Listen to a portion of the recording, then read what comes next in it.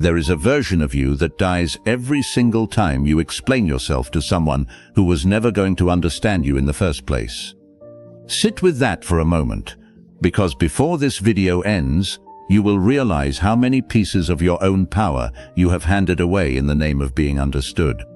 You are watching this because some part of you already suspects the truth, that your constant need to explain, to defend, to clarify, is not honesty. It is fear wearing the mask of honesty.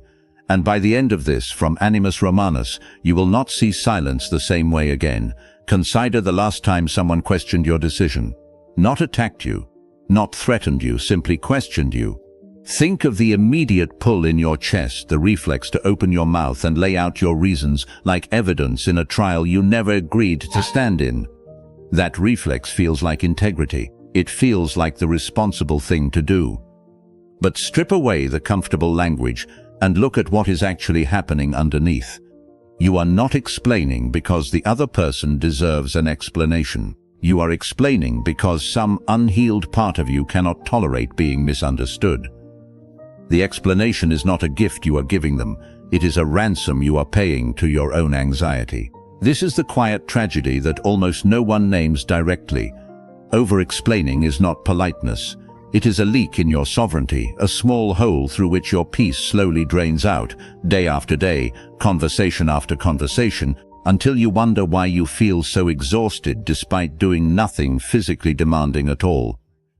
You have been performing a kind of invisible labor, the labor of managing what other people think of you in real time, and that labor never clocks out. The Stoics understood something about the human need for external validation that modern psychology took centuries to catch up to. Epictetus, a man born into slavery who later became one of the most formidable philosophical minds in history, built his entire framework around a single brutal distinction. Some things are within your control and everything else is not. Your reasoning, your choices, your responses, these are yours. But the opinions other people form, the conclusions they draw, the stories they tell themselves about your silence, these were never yours to begin with, no matter how desperately you have tried to manage them. Here is the uncomfortable truth beneath that ancient idea. When you explain yourself compulsively, you are attempting to control something the universe never gave you authority over. You are trying to reach into someone else's mind and rearrange their perception like furniture in a room that does not belong to you. It cannot be done. It has never been done. Every explanation you have ever given, no matter how eloquent, has only ever landed the way the listener chose to receive it, filtered through their own insecurities, their own history, their own private war with themselves. You were never actually in control of the outcome. You only felt in control of the effort. Now imagine the opposite. Imagine a version of you who makes a decision and simply lets it stand. No defense, no justification, no performance of reasonableness for an audience that was never going to grant you the verdict you wanted anyway. This is not arrogance. This is not coldness. This is the recovery of something that was stolen from you so gradually you never noticed it leaving. Your right to exist without a permission slip from other people's understanding. The first time you choose silence instead of explanation, something strange happens. It does not feel like victory. It feels like exposure, like standing in a room with the lights suddenly too bright.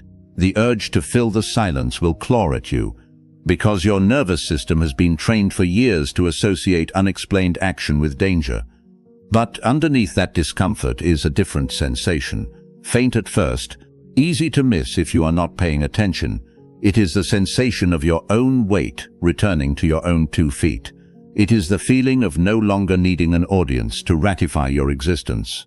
This is what the ancient Stoics called the inner citadel, a place within you that no explanation, no defense, no desperate clarification could ever strengthen, because it was never built from other people's approval in the first place. It was built from something quieter, from decisions made and left alone, from reasons that answer only to you. You will feel resistance to this idea, and that resistance is worth noticing rather than silencing. Some of you are already constructing the counter-argument in your mind. But what about honesty? What about transparency? What about the people who genuinely deserve to know why? Hold that question. It is a good one, and it deserves more than a hurried answer squeezed into the closing seconds of a single video, because there is a difference between a decision to communicate and a compulsion to justify, and most people have never been taught to tell the two apart. That distinction is where this journey is only beginning. Marcus Aurelius sat in his tent the night he learned that Avidius Cassius, a general he had trusted, a man he had promoted, a man he considered loyal to the empire and to him personally, had declared himself emperor in his absence. This was not a rumor. This was not a minor political grumble. This was outright betrayal at the highest possible level, the kind of treachery that ends careers, ends dynasties, ends lives. And what did the most powerful man in the known world do in response? He did not rage. He did not immediately summon every senator and demand a public account of his own leadership to prove he had done nothing to deserve this. He did not spiral into a campaign of self-justification, explaining to anyone who would listen why he was still fit to rule. He simply continued governing, continued reasoning, continued writing in his private notebook the same disciplined reflections he always had, because his sense of who he was had never actually depended on Cassius's approval, or the Senate's approval, or anyone's approval at all. This is the part of Stoic history that gets glossed over in favor of quotes on inspirational posters, but it deserves to be sat with fully. Marcus Aurelius was betrayed by someone close to him, someone who had access, someone who understood exactly how to wound him, and his response was not to defend his character to the public. His response was to keep building his character in private, where it had always actually lived. When Cassius was later killed by his own soldiers before the confrontation could even unfold, Marcus reportedly grieved the loss of the chance to reason with the man, to show him the truth face to face, rather than celebrating a rival's death. That single detail tells you everything about a mind that had stopped needing external vindication to feel secure in its own direction. Contrast that with how most people respond today when someone even mildly misrepresents them in a group chat, a family gathering, a workplace meeting. The instinct is immediate and almost involuntary. Correct the record right now, before the misunderstanding spreads, before someone else believes the wrong version of events. But notice what is being protected in that moment. It is rarely the truth itself. Truth does not need an emergency response. What is being protected is the image, the reputation, the fragile internal structure that has been built entirely out of what other people think. Marcus Aurelius, faced with an actual armed rebellion against his rule, did not treat his reputation as an emergency. He treated his own conduct as the only emergency worth managing. This is the architecture of what the Stoics called the inner citadel, and it is worth understanding not as a metaphor, but as a literal internal fortress, where to construct brick by brick through repeated practice. A citadel built from other people's opinions of you is not a citadel at all. It is a tent staked into sand, and every strong wind, every rumor, every cruel comment, every misunderstanding will send it collapsing, forcing you to rebuild it again and again through frantic explanation, through pleading, through performance. But a citadel built from your own private reasoning, from decisions you have already tested against your own conscience, does not need to be rebuilt every time someone doubts it. It simply stands, indifferent to the weather outside it. Before we go further into how this ancient discipline applies to your modern battles, it is worth pausing to say something Animus Romanus values deeply. Stay near, because what comes next changes how you see every argument you have ever lost. Public turmoil in Marcus Aurelius's era was not an abstraction. It was plague sweeping through the empire while he ruled. It was war on multiple fronts simultaneously. It was betrayal from within his own command structure. And through all of it, his private writings, the very same writings you now know as meditations, contain almost no evidence of a man consumed with proving himself to his critics. Instead, you find a man constantly returning to a single repeated question. Was this action just? Was this response reasonable? Did I act in accordance with my own nature as a rational being? The opinions of Rome, of his generals, of history itself, are almost entirely absent from his internal accounting. He was not writing for an audience. He was writing for the only judge whose verdict he actually considered valid, himself held to the highest standard he could construct. This is the discipline so few people ever practice, because it requires tolerating a discomfort most people spend their entire lives avoiding. The discomfort of being misunderstood and choosing deliberately not to fix it. Not because you do not care, but because you have finally recognized that fixing another person's perception was never actually your job, and it was certainly never within your power. What is within your power is far smaller and far more demanding. It is simply this: did you act with reason? Did you act with integrity? Could you defend this choice to yourself in the quiet hour before sleep, when no one else is listening and no explanation would help you anyway? The inner citadel is not built during peaceful, easy seasons. It is built precisely during the storms, during the betrayals, during the moments when everything in you screams to defend, to explain, to prove. Marcus Aurelius built his during a rebellion. You are being asked to build yours during something far smaller, and yet it will feel in the moment just as urgent, just as unbearable to leave unaddressed. The question that remains, the one that will carry us into the next layer of this philosophy, is what happens when the people questioning you are not distant generals or political rivals, but the very people whose good opinion you have spent your entire life trying to earn. There is a mechanism at work in human psychology that almost no one discusses openly, because acknowledging it requires admitting something uncomfortable about the people closest to you. When you explain yourself to someone, you are not simply handing them information. You are handing them ammunition, whether you intend to or not, and the more emotionally invested that person is in their own narrative about you, the more likely that ammunition is to be used against you later, twisted into a shape you never intended. This is the mechanics of projection, and it operates with a precision that would be almost elegant if it were not so corrosive.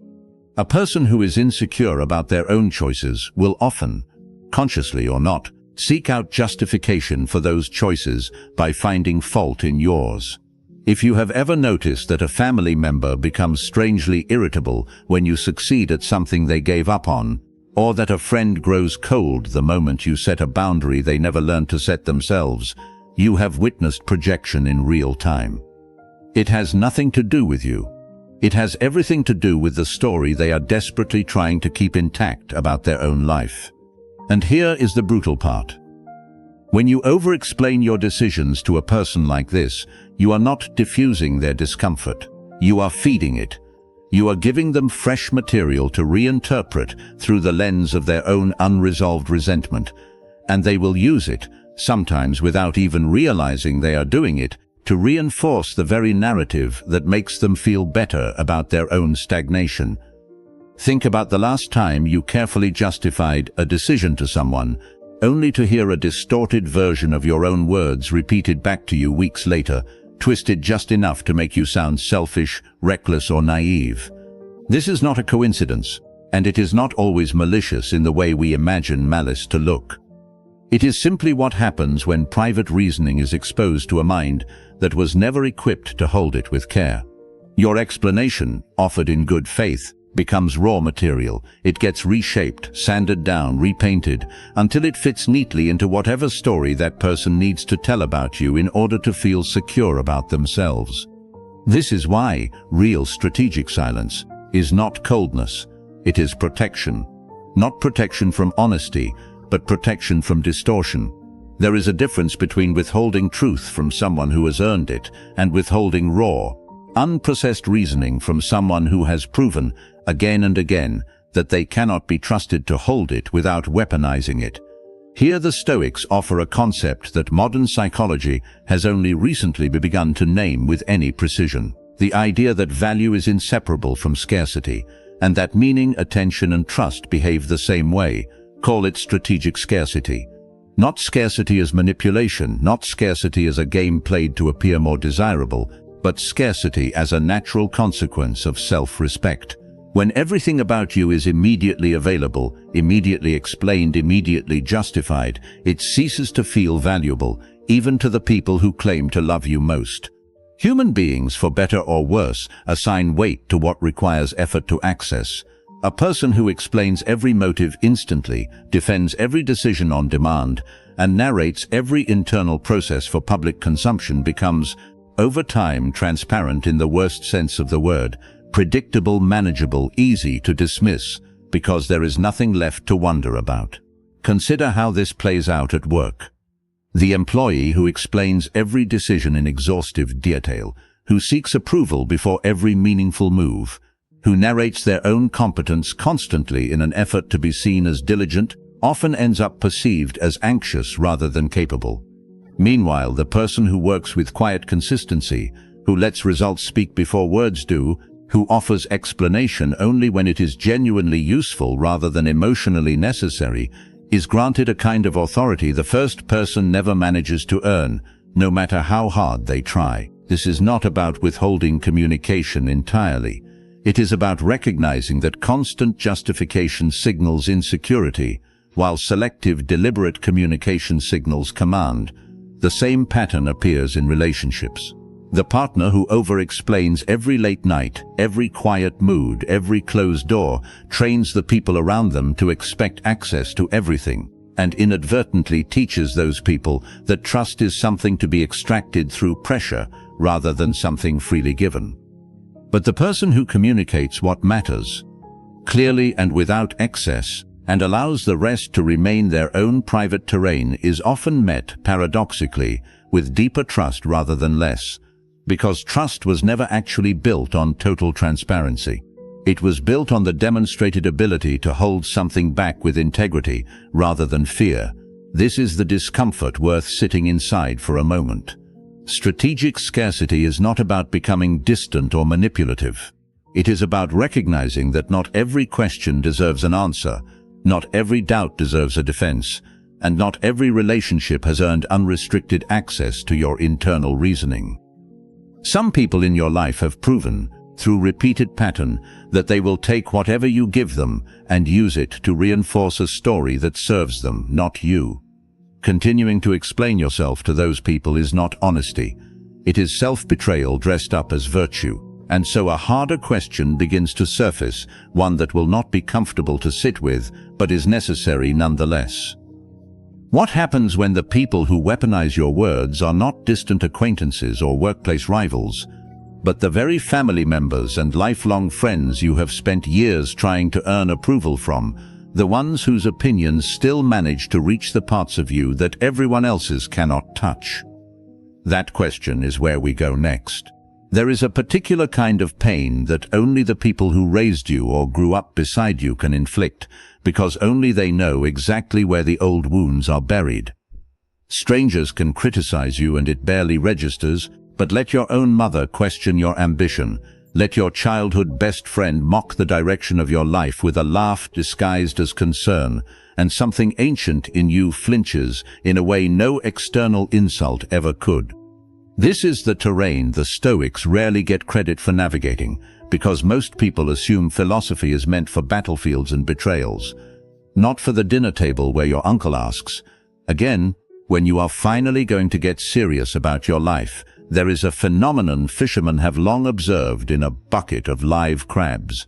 No lid is needed to keep them contained, because the moment one crab begins climbing toward the rim, toward freedom, the others reach up and pull it back down, not out of strategy, not out of malice in the traditional sense, simply out of instinct, an unconscious refusal to watch one of their own escape the container they are all still trapped inside. This is not a flattering metaphor, but it is an accurate one. And if you have ever changed your habits, your ambitions, or your standards, and felt the sudden cooling of people who once claimed to support you, you have already lived this parable without needing anyone to explain it to you. The temptation, when this happens, is to over-explain yet again, to sit your family down and walk them through every reason your new path makes sense, as though the correct combination of words will finally earn their blessing. But notice something important here. The resistance you are facing rarely has anything to do with the quality of your reasoning. It has everything to do with what your growth reflects back onto the people who have not grown. Your discipline becomes an uncomfortable mirror. Your ambition becomes an unspoken accusation against their own stagnation, even though you never intended it as one. No explanation fixes this, because the problem was never a lack of information. The problem is your progress itself. Epictetus, who endured actual physical enslavement before becoming one of history's sharpest philosophical minds, had a blunt way of addressing public ridicule that modern audiences often find almost shocking in its severity. He taught that if someone speaks ill of you, the wise response is not defense but curiosity. Did they speak the truth? In which case you should correct the flaw rather than the reputation, or did they speak falsehood? In which case their words describe a person who does not exist and therefore require no defense at all. Notice what is missing from this framework entirely. There is no step where you convince the critic to like you. There is no step where you perform your worth for an audience that has already decided what story they want to tell. This is radical, almost uncomfortably so, because it strips away the entire social performance most people have built their identities around. Epictetus was mocked, dismissed, and disrespected throughout much of his life, first as a slave and later as a philosopher teaching ideas that threatened comfortable assumptions, and his response was never to campaign for better treatment through persuasion. His response was to become so internally disciplined that external ridicule simply lost its grip. The way water fails to soak into stone that has already hardened completely. If you are only reflecting when the cameras are on, you have already lost. Animus Romanus was built for the moments no one applauds. This brings us to the discipline almost no one wants to hear about, because it offers no shortcuts and no applause. Radical domestic self-discipline. It is easy to imagine Stoic strength as something displayed in dramatic public moments, facing down enemies or delivering unshaken speeches. But the truest test happens in private, inside your own home, in the small, repeated choices no one else will ever witness or praise. It is the choice to wake at the hour you committed to, even when the family member who mocked your ambition is still asleep. It is the choice to maintain your standards in the kitchen, in your finances, in your habits, even though no one is there to see the discipline or reward it. This is where character is actually built, not in the explanation you give at the dinner table, but in the version of yourself you become when no explanation is required because no one is watching at all. The crabs in the bucket cannot pull you back down if you have already stopped needing their permission to climb. This does not mean cutting off your family, and it does not mean approaching your closest friends with cold detachment. It means recognizing that their discomfort with your growth is information about their internal world, not a verdict on the validity of your path. You are allowed to keep loving people who do not yet understand you. You are allowed to remain gentle with them, while still refusing to shrink yourself down to a size that keeps them comfortable. What remains difficult, even after understanding all of this intellectually, is the quiet ache of being misunderstood by the very people whose approval once meant everything to you. That ache does not disappear simply because you now have a philosophical framework for it. It softens, slowly, the more you practice living according to your own internal standard rather than their evolving opinion of you. And this is where the final layer of this entire philosophy begins to reveal itself. The layer concerned not with how to handle other people's doubt, but with what happens inside you when you finally stop needing anyone's permission at all and simply begin building the life you were always capable of building in silence. There is a pressure that builds inside a person who has decided to keep their ambitions private, a pressure that feels, in the early days, almost unbearable. You have made a decision, you have begun the work, and yet no one around you knows, no one is watching, no one is offering the applause that used to feel like fuel. This is the moment most people abandon their own growth, not because the work itself became too difficult, but because the silence around it became too uncomfortable to tolerate. They mistake the absence of external validation for the absence of progress, and so they announce their plans prematurely, seeking the temporary relief of approval, and in doing so, they release the very pressure that was quietly forging something valuable inside them. This is worth understanding with total clarity. Unspoken ambition behaves like steam trapped inside a sealed container. Left alone, contained, it builds density, force, momentum. The moment you vent it through premature announcement, through explaining your plans before they are ready to be seen, you release that pressure into the air as empty words, and words spoken too early have a strange way of replacing the actions that were supposed to follow them. The mind, satisfied by the social reward of having announced a goal, quietly relaxes its grip on actually achieving it. This is not a moral failing.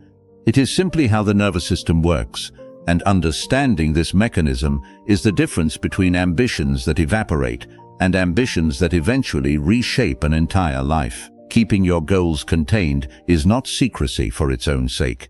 It is preservation of force. Marcus Aurelius did not announce his private reflections to the Senate. Epictetus did not seek permission from his former masters before building an entirely new philosophical school in his mind, long before he ever built one in the physical world. The containment came first. The result came after, often so quietly that by the time others noticed, there was nothing left to argue with, because the work now stood as its own undeniable evidence. This containment also grants something few people ever discuss directly: immunity. When your ambitions live entirely outside the reach of other people's opinions, they become impossible to sabotage, because sabotage requires access, and access requires disclosure.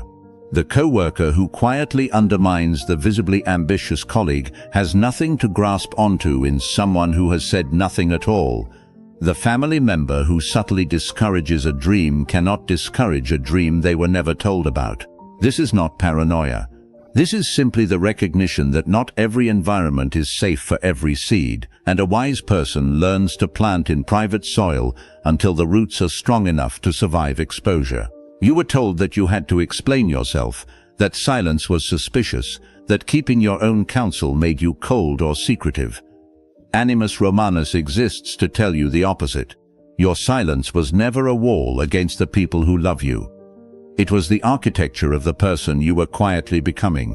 There will come a day, if you continue walking this path, when the results of your discipline simply become visible on their own, without requiring a single sentence of justification. The version of you who once needed to explain every decision will feel almost unrecognizable, replaced by someone whose peace no longer depends on being understood in the moment. This is not the absence of connection. It is the presence of a self so stable that connection no longer requires constant defense to survive. You will still love the people who doubted you. You will still sit at the same table, laugh at the same old stories, forgive the misunderstandings that once felt unbearable. But something fundamental will have shifted beneath all of it. Quietly, permanently, the way stone shifts beneath a mountain long before anyone standing on the surface notices the change. The satisfaction of quiet execution is unlike any other reward this life offers. It does not come with applause. It does not come with recognition in the moment it is earned. It comes later, in the stillness of your own private awareness. In the simple knowledge that you built something real without needing anyone's permission to begin, and without needing anyone's approval to finish. This is the inheritance the Stoics left behind, not a set of rules for winning arguments, but a discipline for building a self so complete that arguments simply become unnecessary. If this reflection changed the way you see your own silence, there is another video waiting for you, another piece of this same philosophy, ready whenever you are ready to keep walking this path. Until we meet again in another video.